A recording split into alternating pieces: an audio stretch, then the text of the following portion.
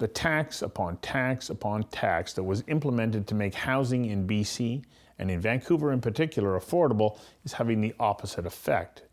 It all started with the City of Vancouver's empty home tax, which was designed to bring up to 10,000 empty homes into the rental market. The prediction appears to have significantly missed the mark. Currently, the City of Vancouver has devoted more than $10 million to a program that may turn a few hundred empty or underutilized homes into rental units. The provincial government of Christy Clark jumped on the bandwagon and imposed a foreign buyer's tax, which is being challenged in the courts as unlawful and discriminatory.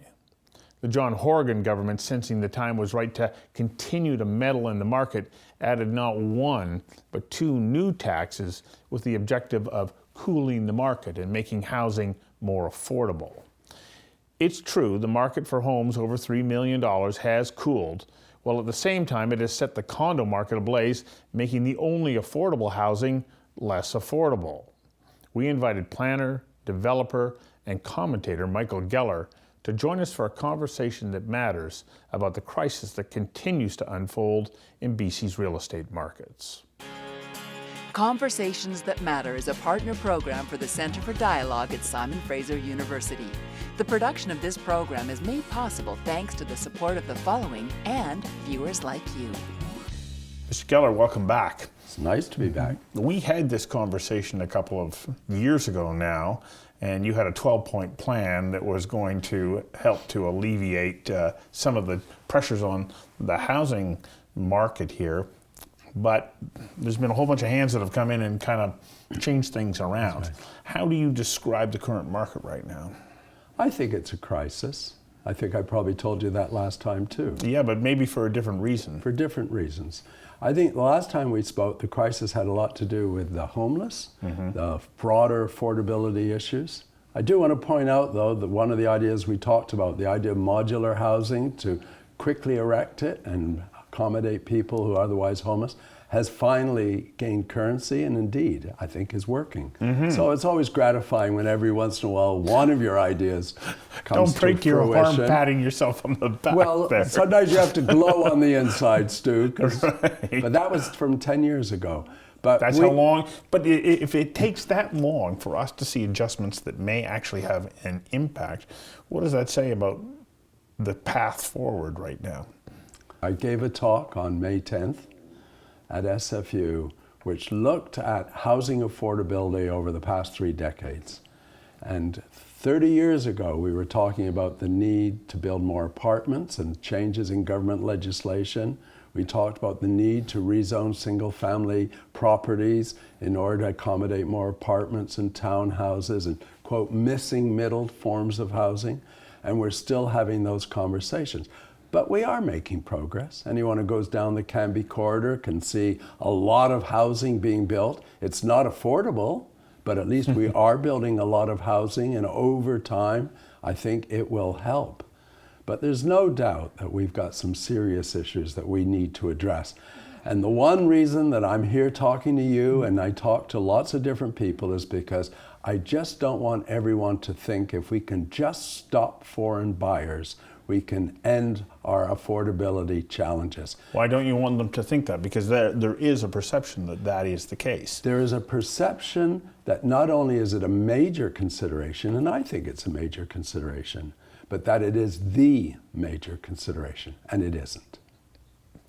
Plays in a part, though, does it not? Plays a part. It definitely plays a part, and we're going to talk about some of the measures the government is trying to put in place going after foreign buyers. But fundamentally, the main issue we have right now is an imbalance between housing demand and the right kind of supply. That is the major issue. So does it come down to greater density? It comes down to greater density, it comes down to gentle density, it comes down to a lot more housing.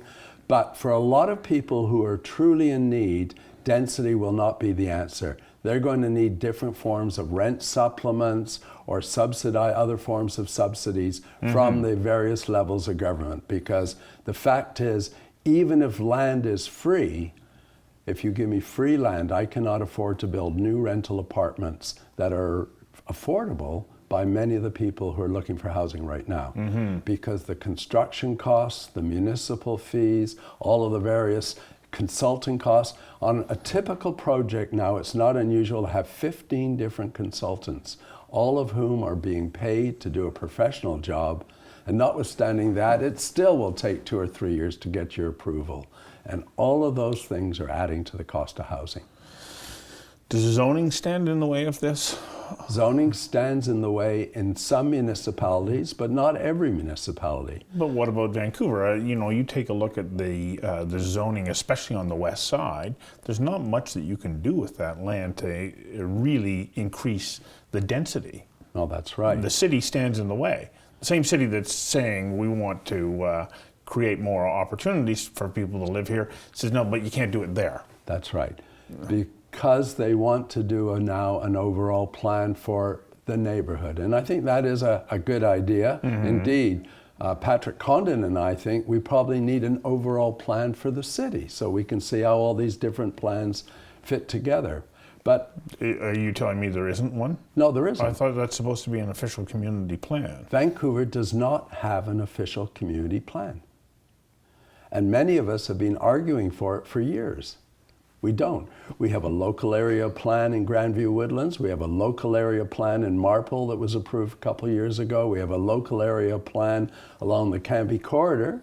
But we do not actually have, unlike most other municipalities, an overall official community plan for Vancouver. And many people in the planning profession, as you know, I am a registered planner, think that is a mistake. Got to get you to hang on for a second while we take a quick commercial break. We'll be right back. Sorry for the interruption, but I need your help. I'm asking you to support the show by becoming a patron. That means pledging $1 per show. Conversations is a unique program. There's no grandstanding, no arguing, no yelling. Instead, I sit down with people who have unique insights, specialized knowledge, and experiences that inform and enlighten. And we do this on an incredibly limited budget with a very small crew. Well, this is my office and it's where I edit the show. And then once it's ready, we give it away. So many different websites around the world are carrying the show, but they get it for free. They don't pay us. So I'm asking you to pledge $1 per show by going to patreon.com/conversations that matter.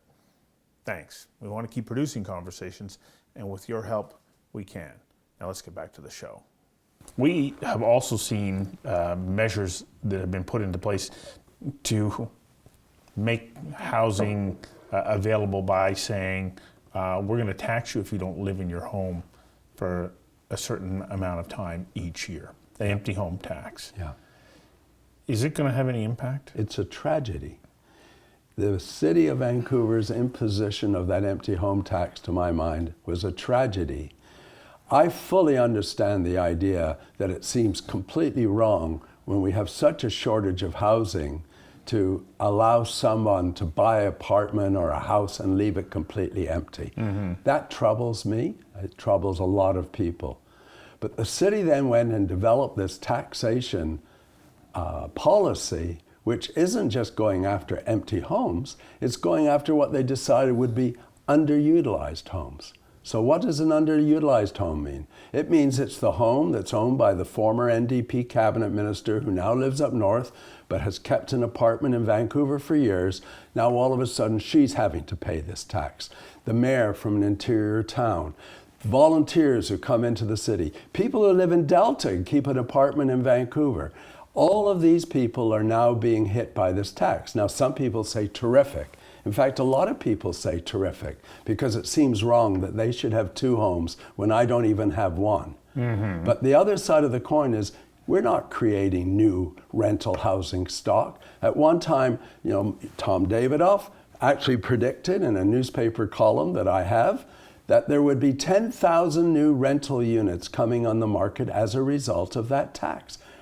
And the reality? The reality as of today is that the city has determined there are 1,200 homes that are either empty or underutilized, and another couple of thousand where there's some discussion as to what is their status. There are others, but they're all justifiable reasons why they're empty. You know, somebody has died, they're under construction or whatever. So we may see a few hundred rental units come onto the market. Meanwhile, the city has set up a $7.5 million operating cost plus an annual $2.5 million operating cost, and has created a tremendous amount of bad will rather than goodwill. But more importantly, and the reason why I call it a tragedy, is the province has then gone and replicated that tax. They call it a speculation tax, but it too is a kind of empty home tax, or as my rabbi pointed out, almost a jealousy or envy tax to appease those who are so upset that there's this growing injustice between those who have accommodation and those who don't. And that, to my mind, is becoming the empathy gap in our society is becoming a very important and very unfortunate issue. So have we started to move away from legitimate discussion about creating affordable housing for those who need it to almost a class warfare?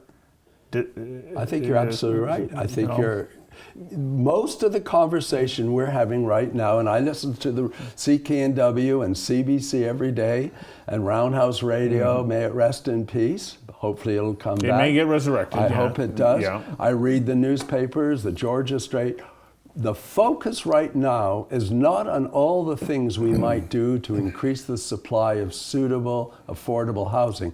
It's all on whether or not the speculation tax and the increased property transfer tax and whether the school tax are going to achieve their desired goal of increasing the stock of affordable housing. And I think most people share with me the view that they're not going. They may generate some revenue, no doubt about it, but there were far better ways to generate revenue to then put towards rent supplements and subsidies and social housing. You touched on the other tax, school tax. Do you see it as such? Because it's been... the so-called school tax. Yeah. It doesn't even go towards schools. It's going into general revenues.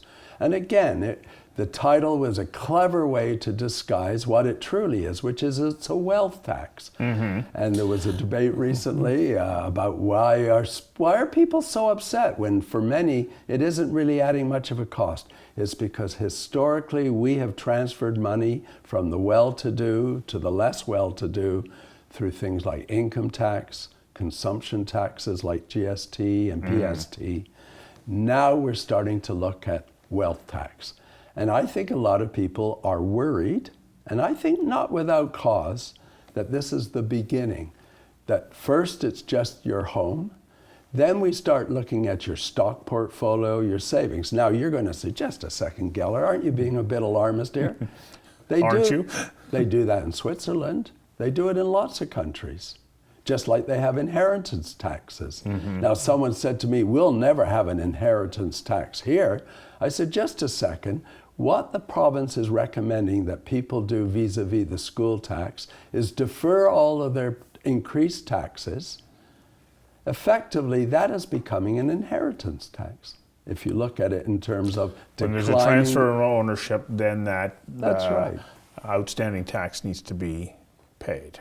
And whether or not this was ever contemplated or not, I don't know. All I do know is that the speculation tax, or the so-called speculation tax, is taxing properties that are not necessarily owned by speculators and are not necessarily empty. Mr. Davidoff, in my conversation with him, says, okay, these people have money, and we are not charging for the ownership of property in a way that is consistent with so many other jurisdictions around the world. He said when he came here, he was given his property tax bill, and he said, was that for the month?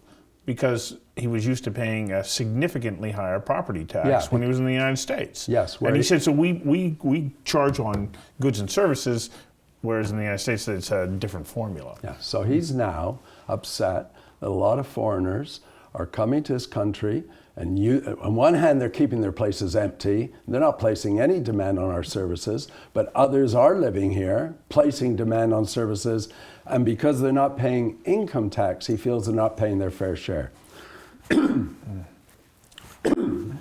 I'd like to respond this way. Firstly, he's wrong. Our property taxes are not as low as he believes they are if you look at the rest of Canada. Because our property taxes are based on what is the cost to run the municipality. The mill rate. And what is the cost to run the schools, and a small component to public transportation and a couple of other things. Yeah. So it is exactly that. It's a value of the assessed value of the home times the mill rate.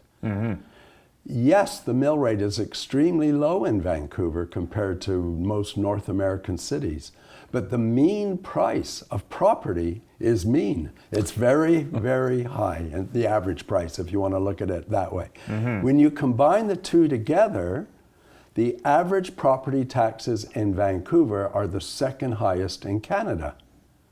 So now let's talk, that's right, and Tom is just looking at the mill rate, which is very low. He isn't looking at what the average taxpayer pays. The next thing is to look at what do those taxes cover and how are they accounted for. In the United States, as we all know, mortgage interest is deductible. Property taxes are also deductible, not everywhere and not the full extent, but it's an entirely different system. And to me, it is tragic, if I could use that word again, that all of this government policy has arisen in large part because Tom generally believed, as did some of the other academics, it wasn't just him, that our property taxes were too low. They're only too low relative to some American cities. But I've looked at which has the highest mill rate in the United States, and that's a community where the average or the mean house price, it was $123,000. Oh my gosh. So yes, you may have a mill rate that's 12 or 14 or whatever, compared to one here that may be 3 or 4. But it is not correct to say that our property taxes are completely out of whack, and if we want to whack those foreign buyers, we've got to up the property taxes. By the way, I don't disagree that we need to rethink our whole assessment system. I'm troubled by the fact that our property taxes are based on the value of a home, not on the level of services they require. In Vietnam, your property taxes are based on the frontage of your property. The thinking being a wide property uses more roads, sidewalk, and pipes than a narrow one. I think we should reward people who live in apartment buildings and more compact forms of housing rather than in single-family homes and sprawling subdivisions. We should have different types of classification for multifamily and single-family.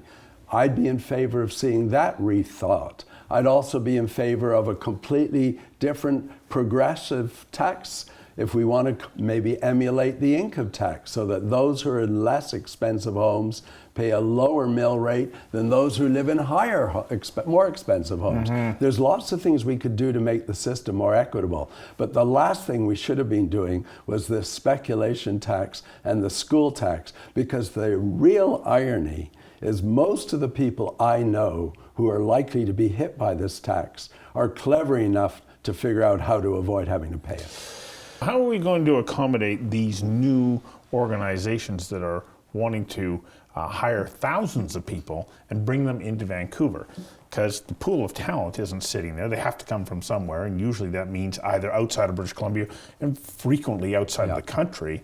Have we not created a housing policy that stands in the way of our economic development policy? We have, and that is why I showed a slide recently how the Board of Trade opposed the development of the South Shore of False Creek for housing. They thought it should be a park. That was in 1973. Today, the Board of Trade is regularly holding workshops on housing affordability because it realizes that the cost of housing is the major impediment to the economic growth of our region, because far too many companies simply cannot attract employees. And it's not necessarily just low-level employees. Somebody stopped me on the golf course not too long ago to say, you know, we can't even get a pathologist to come to Vancouver because he can't afford to buy a home here. He was coming from an Eastern American city.